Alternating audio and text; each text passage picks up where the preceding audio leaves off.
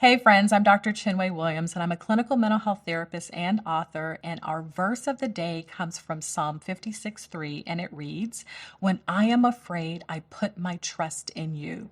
Have you ever woken up in the middle of the night and just couldn't go back to sleep? This tends to happen to me when I have a lot on my mind or I have to get up pretty early to catch a flight. And for others, this happens far too often and for no apparent reason. Anxiety and fear are running rampant in our world today, and uncertainty about the future can naturally lead us to feel anxious, inadequate, or fearful. And for many people, feeling dizzy or unsteady is one of the most unpleasant symptoms of fear. And being a part of God's family, unfortunately, doesn't make us immune to fear. In fact, God speaks to us about fear 365 times in the Bible. So God doesn't wish for us to be preoccupied by our worries, and it doesn't make us less faithful when we feel fear. God doesn't condemn us for our fears because he knew we would be afraid. That's why the scripture says, "When I am afraid."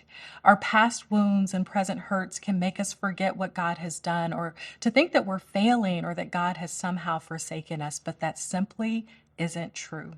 Throughout scripture, when God's people are told not to be afraid, they're also instructed to do something, which is to place their trust in him. So maybe today you're feeling the weight of the world on your shoulders because of circumstances in your marriage, with your child, or at work. In those moments when the fear is dizzying and tries to overpower you, I want to encourage you to remember the truth.